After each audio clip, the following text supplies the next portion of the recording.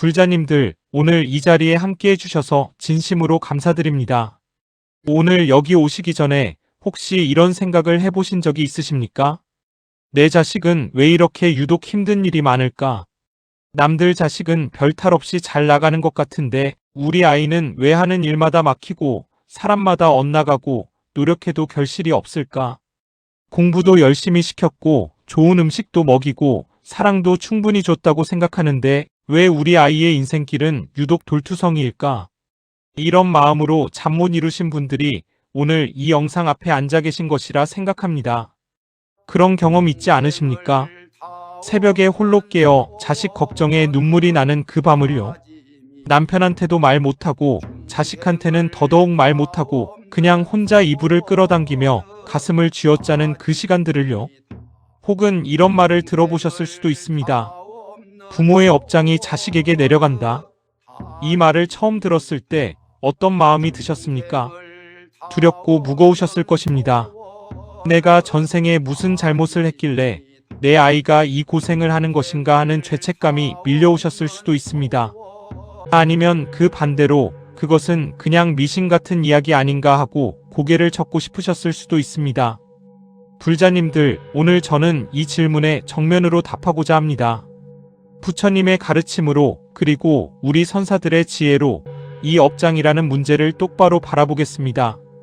단순히 자식의 고통을 부모 탓으로 돌리는 이야기가 아닙니다.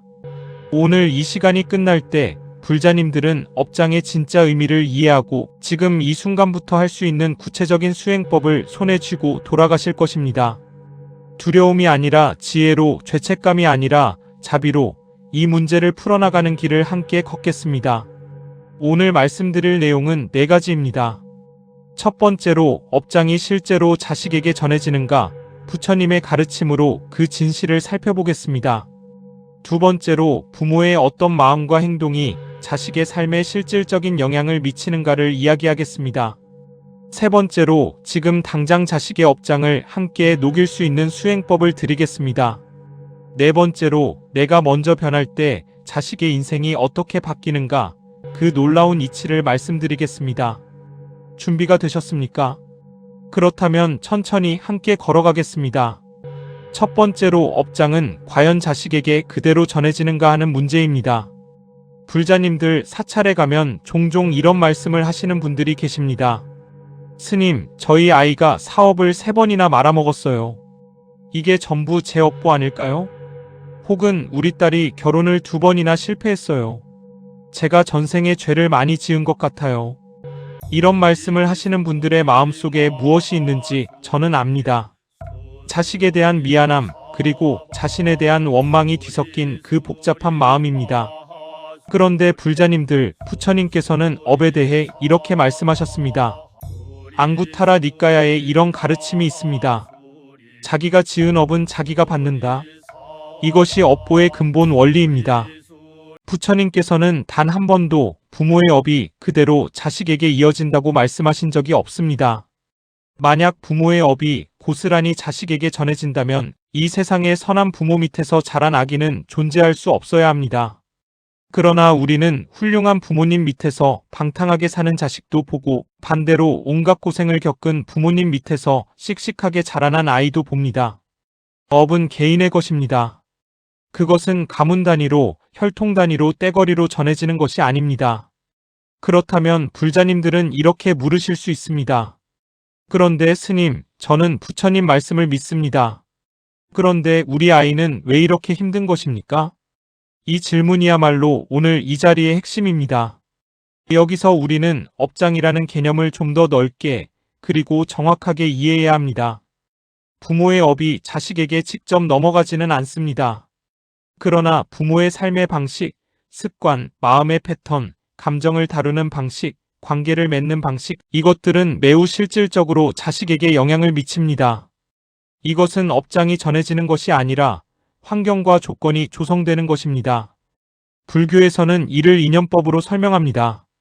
화엄경에 이런 말씀이 있습니다. 모든 현상은 인연으로 생기고 인연이 닿으면 사라진다. 자식이 태어나 자라는 과정에서 부모는 그 아이에게 가장 강력한 인연이 됩니다. 부모의 두려움이 자식의 두려움을 기른다. 부모의 분노가 자식의 분노 패턴을 심는다. 부모의 결핍감이 자식의 내면에 결핍의 씨앗을 뿌린다. 이것은 영적인 업장의 전달이 아닙니다.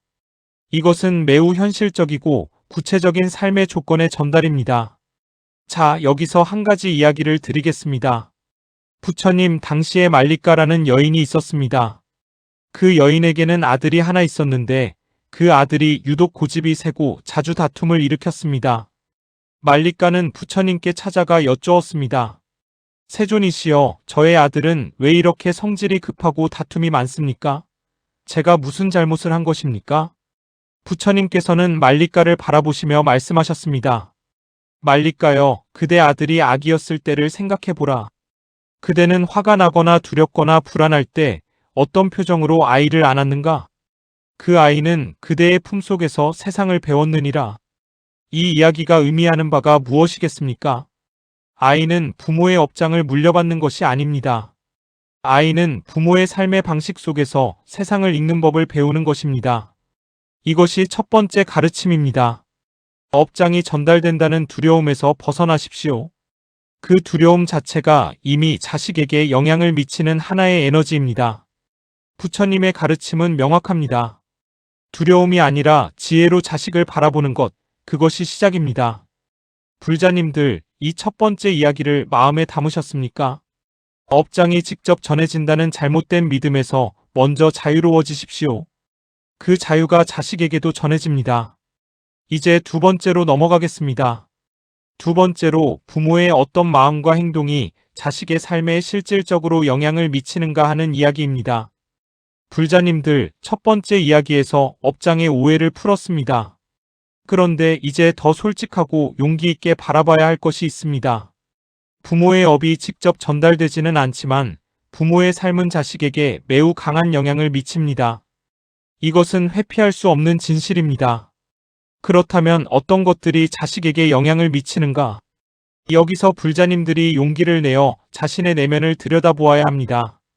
이것은 자책이 아닙니다. 이것은 자각입니다. 자각과 자책은 전혀 다릅니다.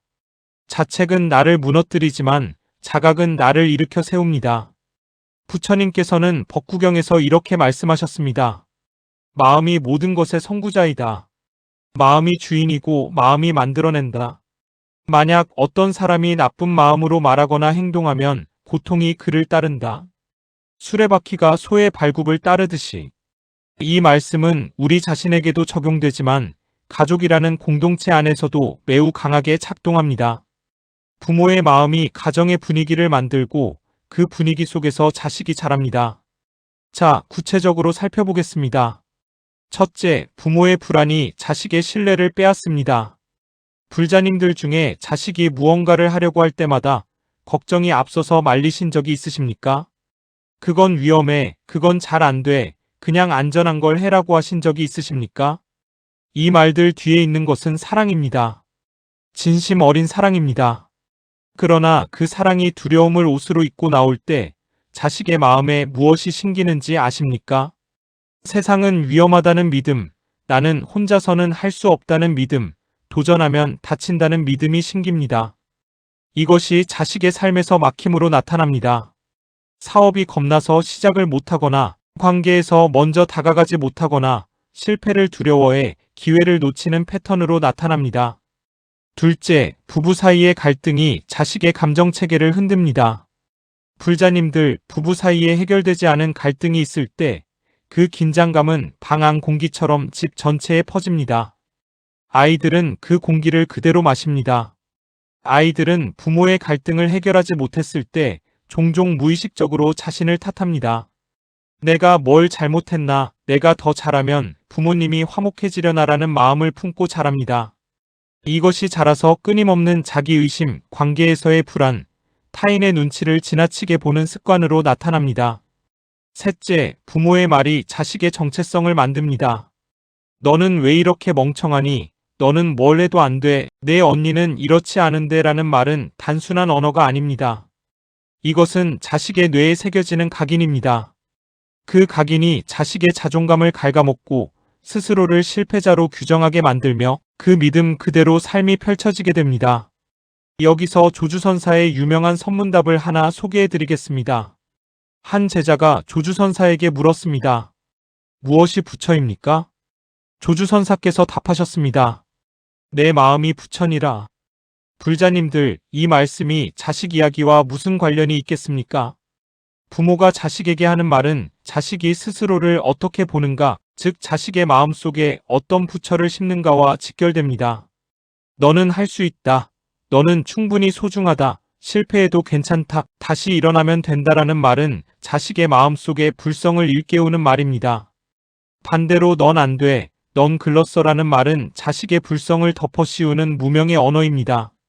그렇다면 불자님들, 지금 당장 실천하실 수 있는 것이 있습니다. 오늘부터 자식에게 하루에 한마디씩 이렇게 말씀해 보십시오. 너는 소중한 사람이야. 내가 있어서 내가 행복해. 무슨 일이 있어도 나는 너 편이야.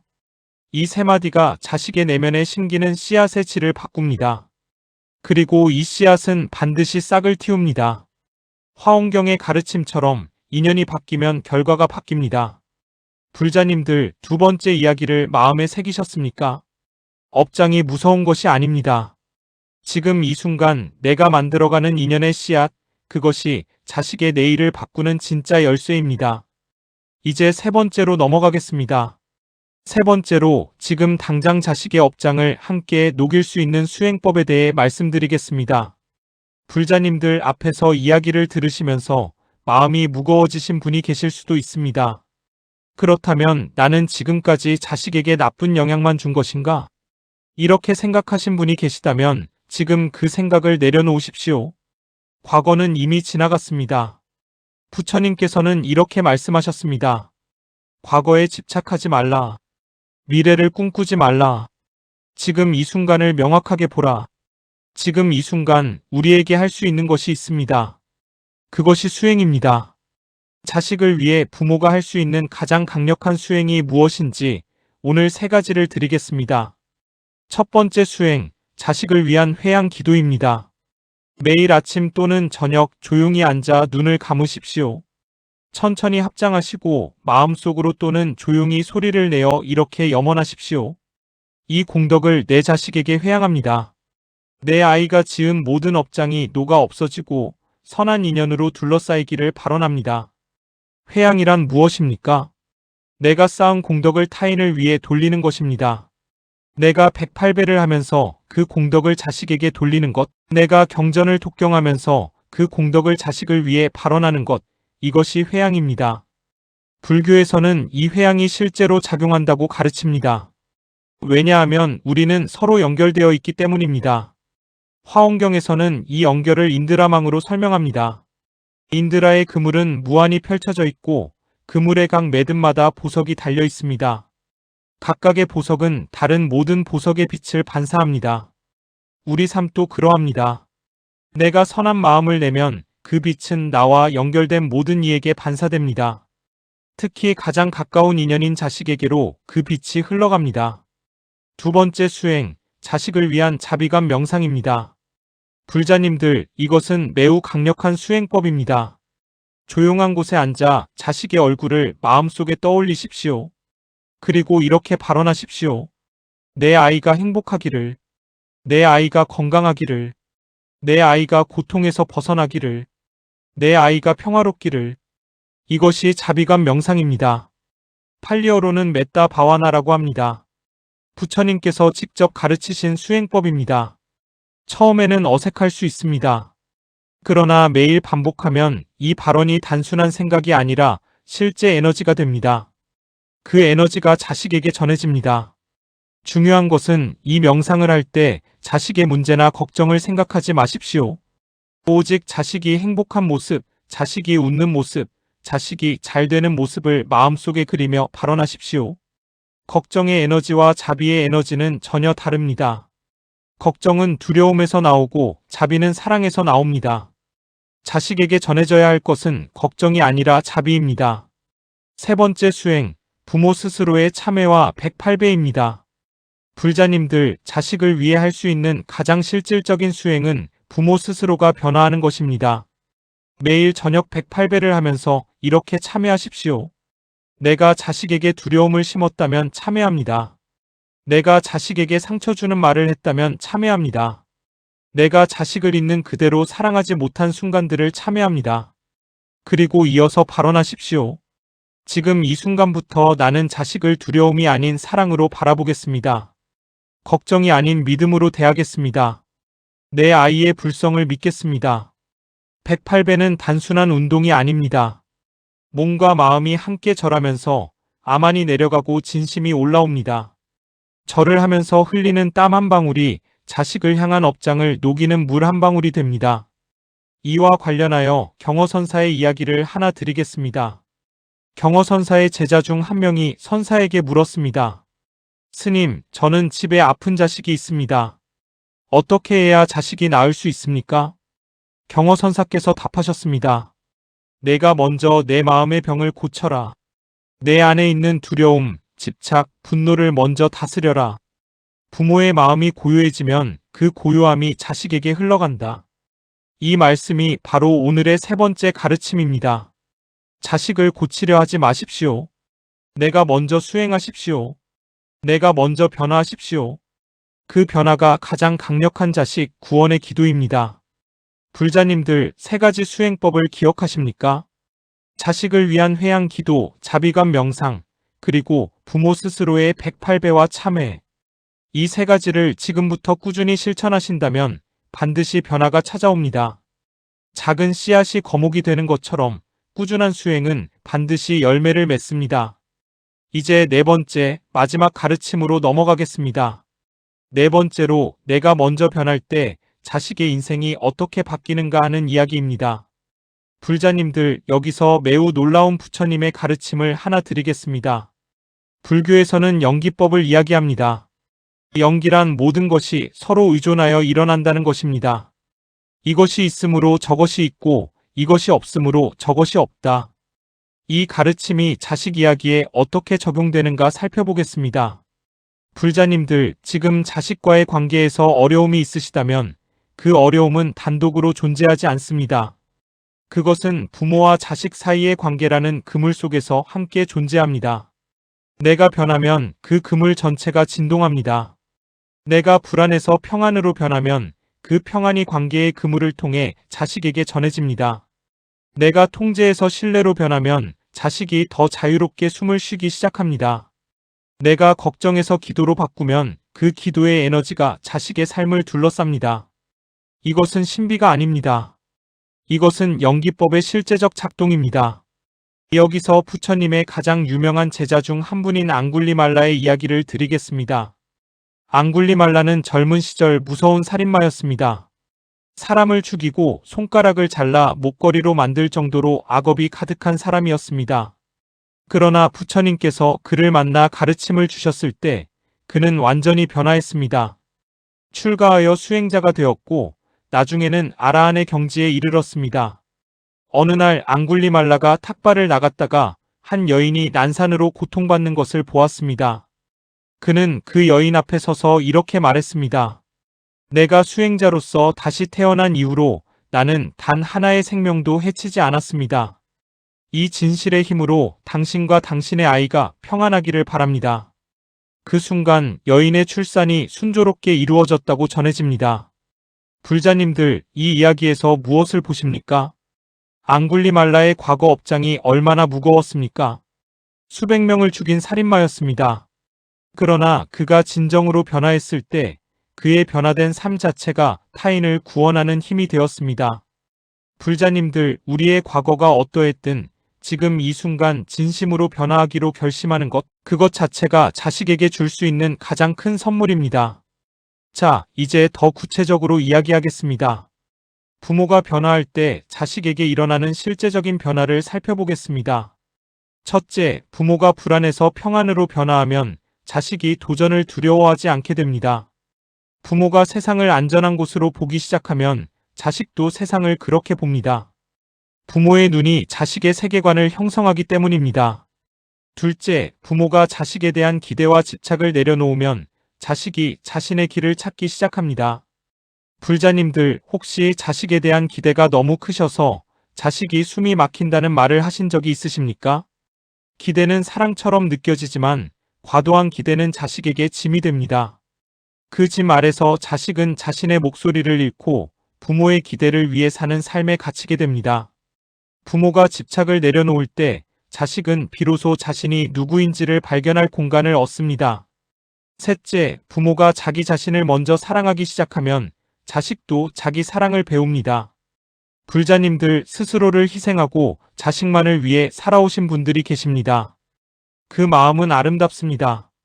그러나 자식은 부모를 보며 삶의 방식을 배운다는 것을 기억하십시오. 부모가 늘 피곤하고 지쳐 있으면 자식은 삶이란 고된 것이라는 것을 배웁니다. 부모가 자신을 사랑하고 돌보며 기쁘게 살면 자식은 삶이란 즐길 수 있는 것이라는 것을 배웁니다. 스스로를 잘 돌보는 것이 자식에 대한 이기심이 아닙니다. 그것은 자식에게 행복한 삶의 모범을 보여주는 가장 좋은 교육입니다. 여기서 한 가지 수행법을 더 드리겠습니다. 매일 아침 눈을 뜨셨을 때 일어나기 전에 잠시 이렇게 발언해 보십시오. 오늘 하루 나는 내 안의 부처를 드러내겠습니다. 내 자식의 불성을 믿겠습니다. 내 아이가 스스로의 길을 찾도록 사랑으로 믿고 기다리겠습니다. 이 발언을 매일 아침 하시면 그날 하루 자식을 대하는 태도가 달라집니다. 그 달라진 태도가 쌓이면 관계가 달라집니다. 관계가 달라지면 자식의 삶이 달라집니다. 이것이 연기법의 실제적 작동입니다. 불자님들 한 가지만 더 말씀드리겠습니다. 자식이 이미 다 자라서 지금은 떨어져 살고 있다 하더라도 이 이치는 여전히 작동합니다. 물리적으로 가까이 있지 않아도 부모와 자식은 에너지로 연결되어 있습니다.